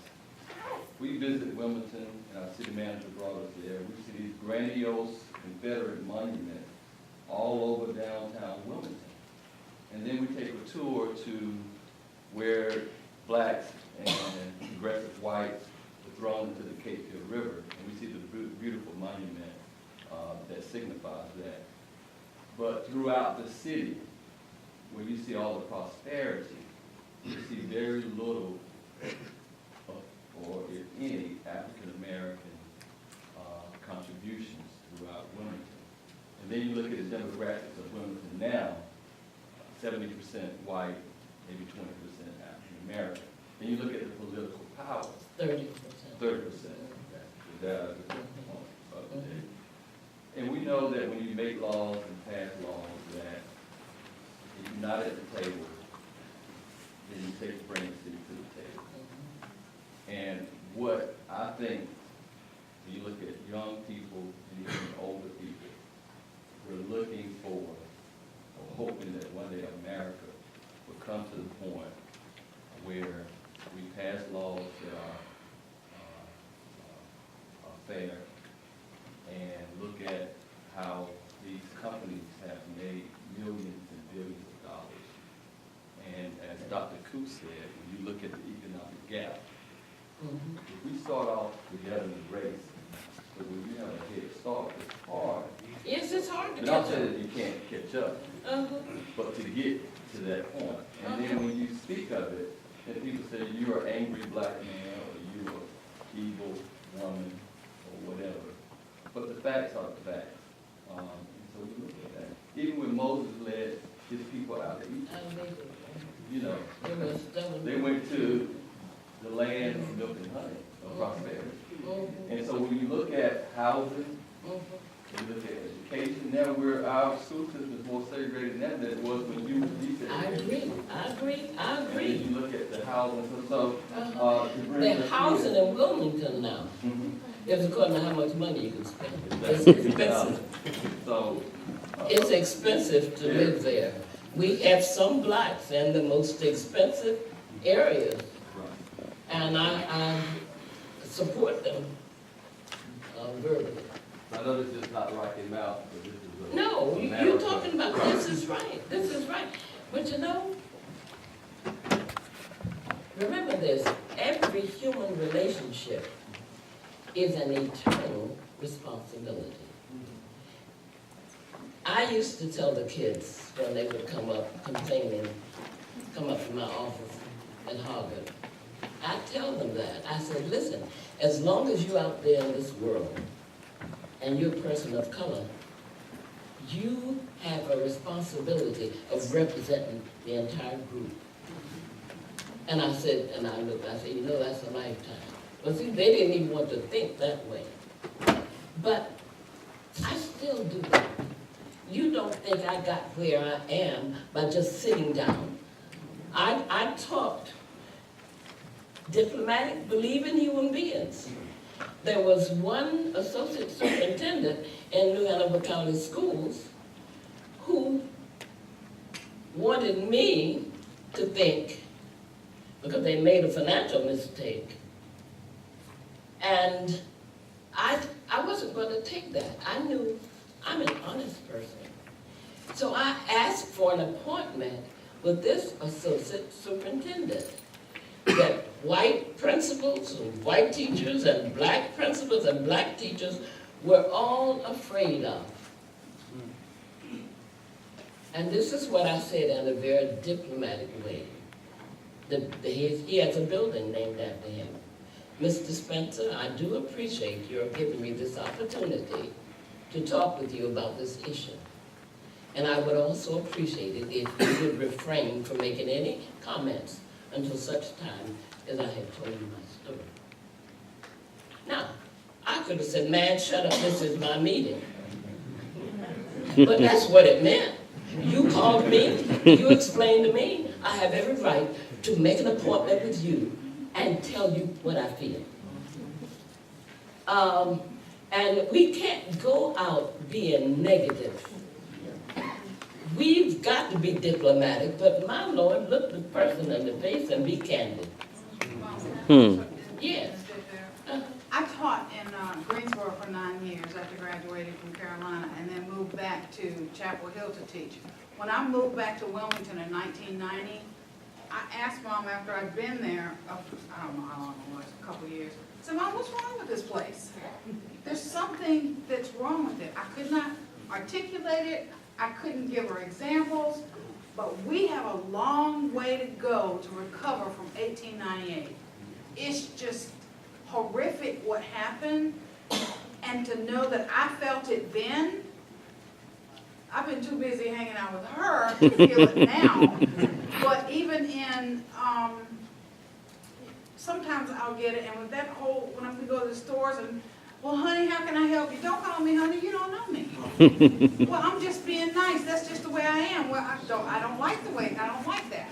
So, and I try not to get angry. It usually hits me at the wrong time.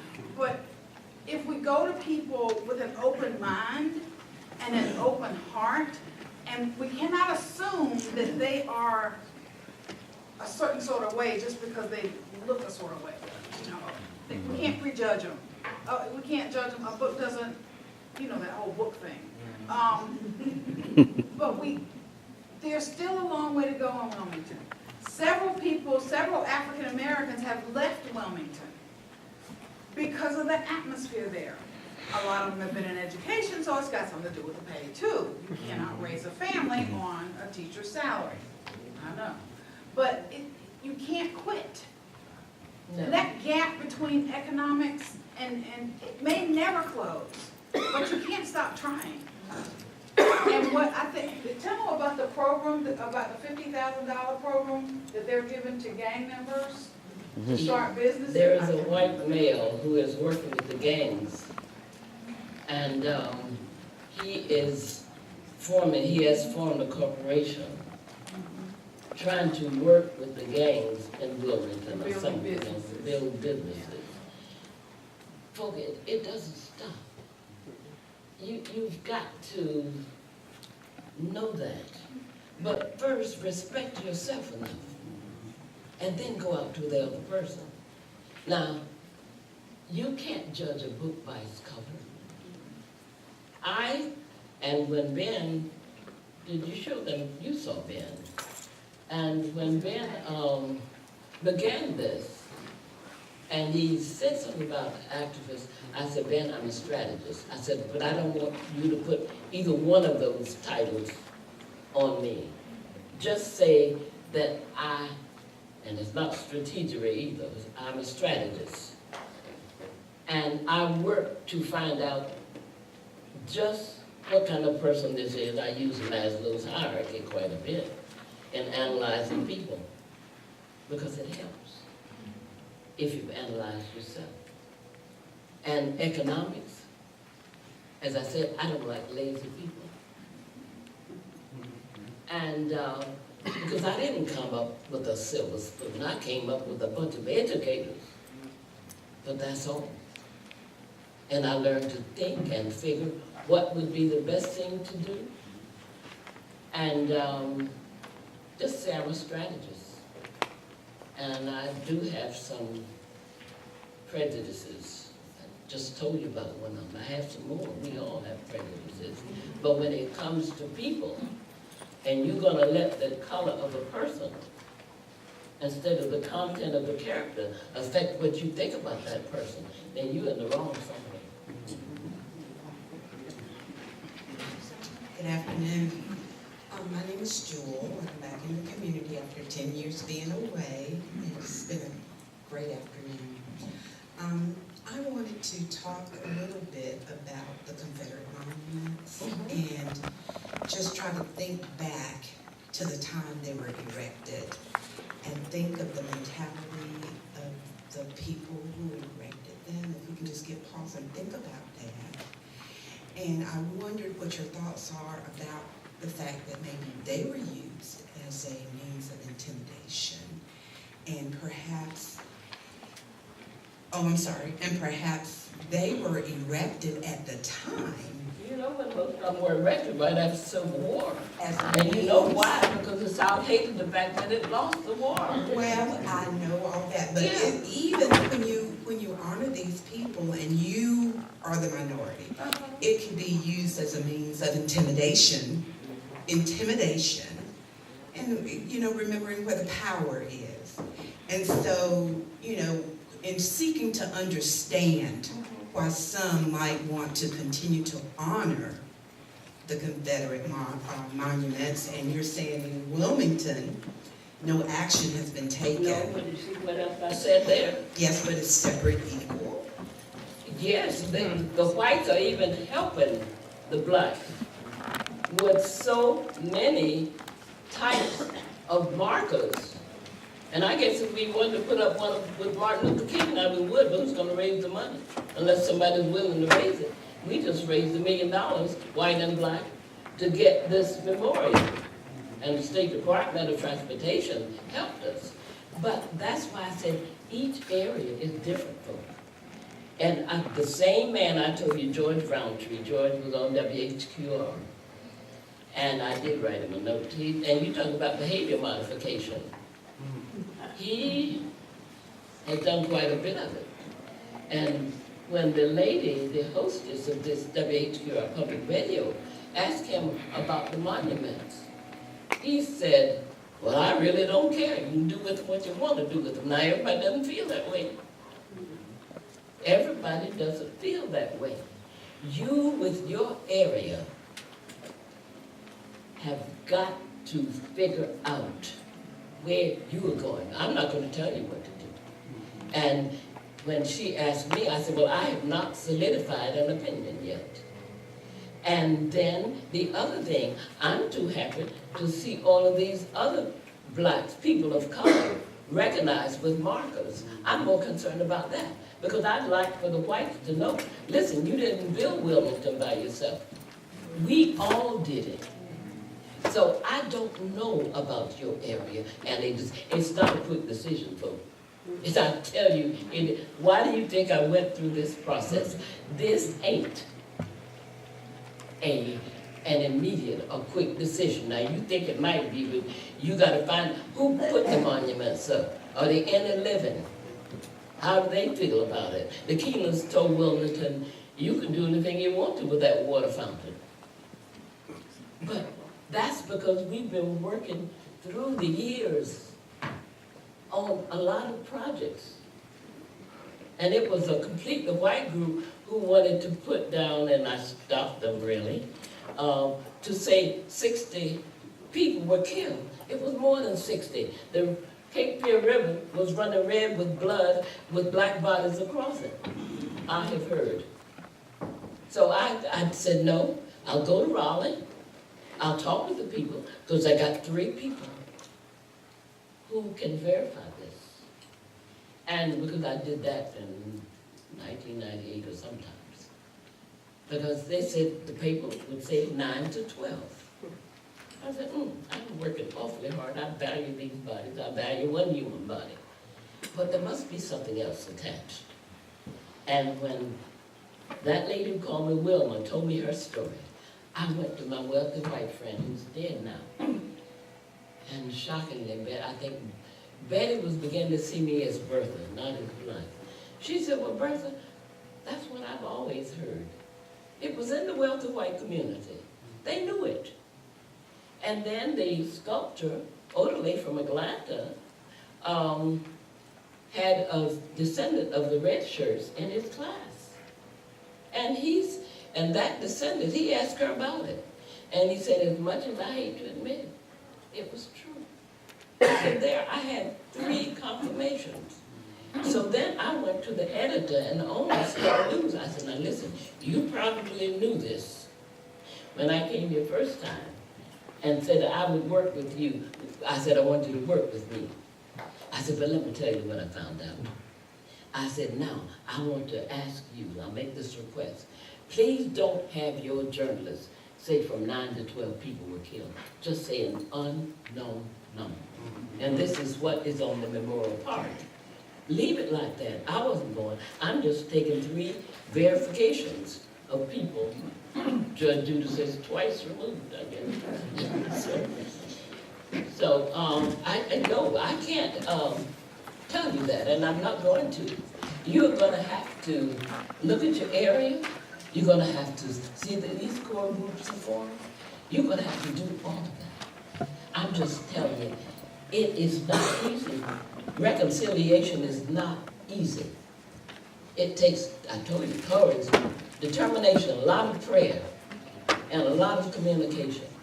And when, I can't tell you how happy I was when that gymnasium where Martin Luther King was supposed to come and speak was filled with a diverse crowd of 1,700 people. Now, all of them? No. I'm sure there was some there who were naysayers, but they came, I don't know, out of curiosity. But it is progress. That's all I can say for it. Dr. Todd, I have a question. I want to thank you for your presentation and thank you for coming. And like your daughter, I was listening to her and she was saying how she went away and came back, and that was my issue. I had gone away for 22 years and I came back home, and it wasn't that I wasn't lost. I just didn't know where I was. And you can get in those states where you come home and I guess you have a jaded view of what it was, and then you see it for what it is because you've had an opportunity to be away from it. That's right. And so the question I want to ask is, could you expound more on the process itself, because I'm on the Human Relations Commission, and one of the things is that it seems as though sometimes we want to truncate the process because we want to get it over with. Yeah, I know, but it's not going to happen like that. And from your presentation and what I saw there, and from what you said, that it is an evolutionary process, and so I'm sure that the process, even in Wilmington, has evolved and it continues, because this issue isn't something that happened overnight. Can you expound on what it's going to take for us to kind of dig in and be prepared to follow where the process takes us? I'll try. Do you have a core group of county commissioners, city council, Human Relations Council, and don't leave this whole thing up to the Human Relations Council and sit back and talk about it. Yeah, you want somebody else to do this so you can talk, but are you involved? Are you participating? How many core groups do you have in Rocky Mountain that you have talked with and cleared out the negative bits and the commonalities and examined yourself? Because you got some different ideas in here. You can see that. I can see it if you can. So you need to have discussion groups, study circles, and work with them. I won't say how many months. It's how many months you think you're ready to move to the next step. Then you come to the issue. You're not going to come here and say in a year, we're going to see what's going to happen to that monument. No, you're not. If it took us 100 years in Wilmington to uncover the massacre, do you think it was easy? No. No, I had people just firing questions right and left at me and my counterpart. And I would take those questions they fired when I would start and use them to open up the next speech that I gave. And that's the way I did it. But it's going to take going around to groups, getting your ministers together. First, they got to see eye to eye. Now, what do we have after this? And I'm going to tell you more in a minute. The chairman of the United Way and the director, who's black, of the YWCA right now, are getting together, getting ready to develop and organize study circles for the city of Wilmington again. This is about the third time since I've been there that we've had them, and they last a long time. So we can meet each one step by step. Now, how do your elected officials feel? If they were elected, then they got a group of people following them. How do they feel? You can't just say, well, we're going to knock this monument down or we're going to keep this monument. You're going to have people just rising up everywhere because they haven't participated in trying to clear this to see which way we need to go. And where was it? I don't know whether it was Virginia or where. They put a Confederate monument and Dr. Martin Luther King's statue right side by side. I've forgotten where that was. I keep up with all this kind of thing. I can't tell you. I think it was Virginia, a city in Virginia. Okay. But you'll have to work with this and approach it all sorts of ways. It's not an easy issue. Dr. Todd, thank you so much for being an awesome trailblazer and sharing your wisdom with us. As an individual and a parent, and for all of us as a community, how can we help the young people continue this conversation and assignment? First, you need to start with your superintendent and staff. That's where you need to begin. And then they will help you. I'm just saying what we did. Then they will help you get it to the principals and the teachers. You got to start at the top. And even with this, we included non-public schools. And a young lady from what used to be segregated KP Academy won one of the $100 with her essay. But get your superintendent and staff involved. And of course, they can present it to the members of the Board of Education. And then on down to the students. This young man saw that his children didn't know anything about Martin Luther King. And so he knew that Wilmington then was not teaching it in the school system. And now, I think they'll know about it the next year.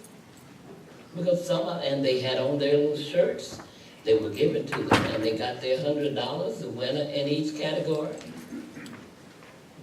And city council gave them $5,000, and I don't know if county commissioners gave them anything, but they were supported. They all wrote resolutions. So you've got to start, I wouldn't even say start school, go to the superintendent. Spokesman, get yourself a committee and go. And you've got to have vision and perseverance and believe in people. I had one question, please. How many people in this room know the history of our local monument?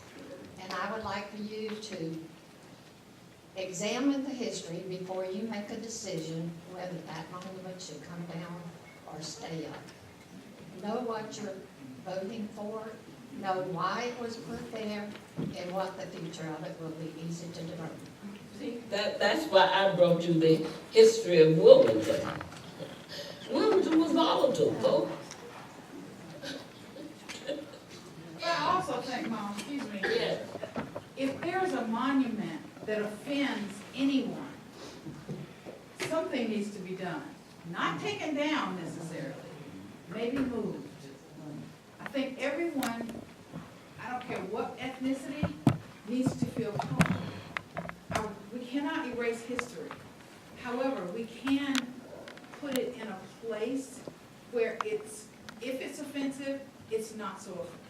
If it's offensive out in public on the street, it can be placed somewhere where it's not so offensive and you have a choice to go see it. You see, I want them to come to those conclusions, really. This is... Sorry.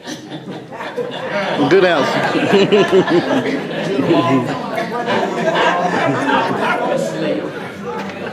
Did not. I'm telling you what we did. You're going to have to get together and decide what you do. But you're going to have to go through a process. No. Okay, excuse me for a second. Yeah, one more. Yes, sir. Hi, I was just going to say that, I think that through these conversations, we're going to be uncovering a difficult history and an uncomfortable history, especially for white people. I think that there's going to be an impulse to be defensive. I think there's going to be an impulse to defend certain things in history, especially things that white people were responsible for, which were not such great things. And I think that it's going to be tough for us to confront that. So I'm wondering about what you think some tips might be for overcoming defensiveness as we tell the stories of our histories.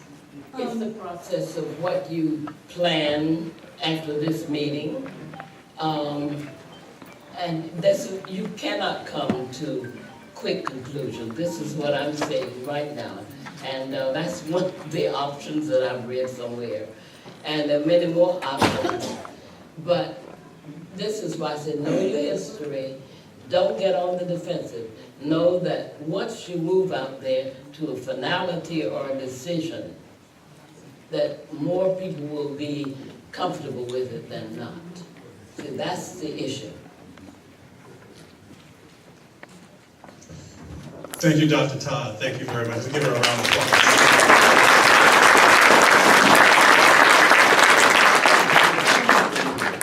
An outstanding presentation, and I know we are running over time, so I want to ask you to bear with us just a couple more minutes. When we start this process and start the conversation about how we're going to come up with a process, develop a process, I often wonder, are we going in the right direction? Dr. Todd, you confirmed that we are. And a couple of those points that she made are, we must know our history. Community must work together. Community conversations are important. So that's what we get ready to embark on, community conversations. We've already selected a consultant firm Charlotte, WPR consultant, William Rashford, is going to help us in those conversations. I want to give him a couple of minutes briefly to kind of share with you where we're headed next. While he's coming up, if you would like to purchase one of these books, it's $15. If you would like to purchase one of these books, which is a copy of my mom's memoirs, which has a chapter on 1898, it's $20. To follow up in this young lady's footsteps to help this community have some what might be difficult conversations, primarily because you're talking about the issue of race. And race is always hard when black folk and white folk get in the same room to actually talk about it. But it doesn't have to be hard. It doesn't have to be hard. You all have had some really tough conversation for the past 2 hours about the issue of race. And if you all will all turn around and look out the back window here, the world did not come to an end. It's still out there, and you had the tough conversation. And you can still have that tough conversation. Now, one of the problems in talking about the issue of race when blacks and whites think that they may be of the same mindset is you think that you're on the same page, and that's cool, but very often you're on the same page, but you're not in the same book. And so conversation and dialogue around these issues will give you an opportunity, and I'm sorry for moving, Mr. Cameraman, but conversations will give you all an opportunity to have this difficult dialogue. Now, one of the things that will make this easy is relationships. As my cameraman here, as a white person and a black person, if you and I were to have a conversation on race and we don't know each other, we don't have a relationship, and one of us says something out of the way that may be perceived as racist, then it's going to be on. We're going to be in the parking lot, it's going to be ugly.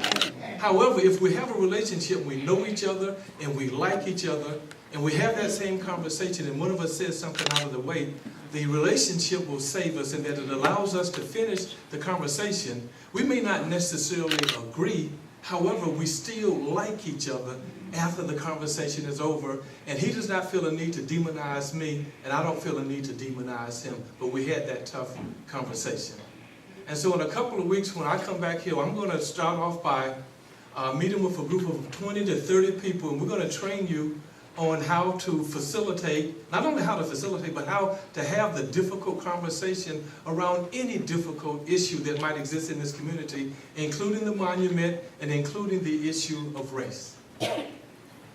As I say, it can be a really easy conversation. And the conversations and the training that I plan to bring here, this is not about a debate regarding the monument. It's not about who is right or wrong. It is simply understanding and respecting that there are different perspectives in this community regarding that monument, and the perspectives on all sides are as valid as the other. Everybody has a different perspective that probably has to do with your life experience, and there should be an expectation that you can respect that. And that's what these conversations will be about. It is about acknowledging that the issue of race or racism still exists in our community. And many of us don't think that it exists because our best weapon for addressing it is just to pretend that it doesn't exist. We cannot pretend this problem away. We can't approach it the way that men approach going to the doctor. If I just ignore it long enough, it's going to go away. It just doesn't happen that way. So we're gonna give folk an opportunity to actually have those conversations and to understand that perspectives on our sides are really important. As I said, we're not going to make any decisions about whether the monument will be moved, but we will acknowledge those perspectives and capture some of that in writing and get that to the decision makers who will have to make a decision on what will happen with the monument. No decisions, as I understand it, have been made to date, but there will be. Getting back to this thing around race, a lot of us think that racism doesn't exist anymore because we don't see it. We don't see it in the way that we used to. I've been doing this work for about 38 years now, and what I have discovered is that it still does exist, but it exists in forms that are not readily apparent to us. And so we have what I call have a nice day racism, or racism with a smile and a pat on the back, very subtle, very sophisticated, often to the point that the victim of the racism has no idea that he or she has been victimized.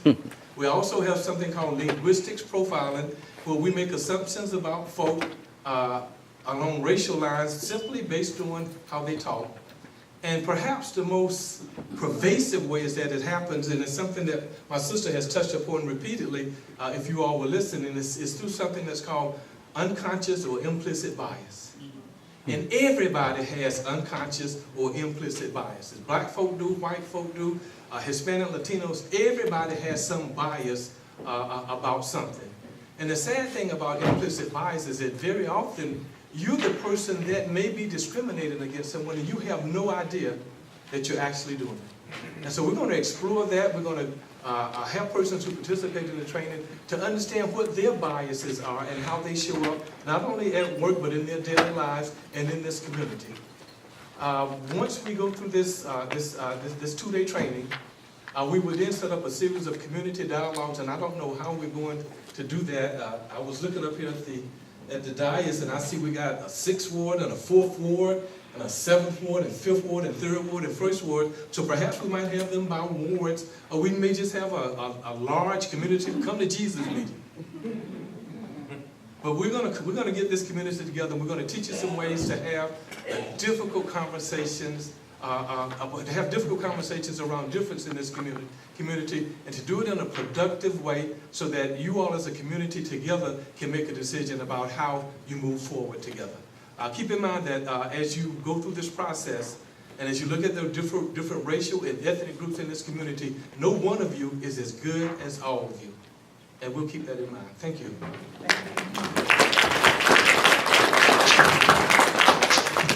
Thank you, Willie. Someone needs to close us out.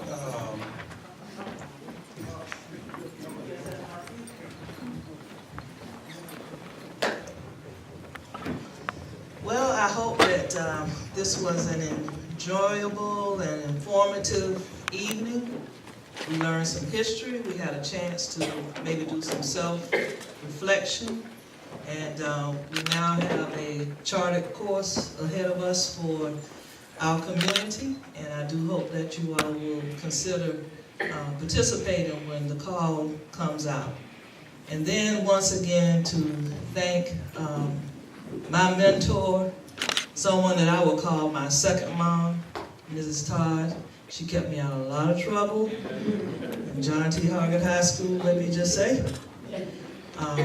And also to Rita for making sure that all of this came about.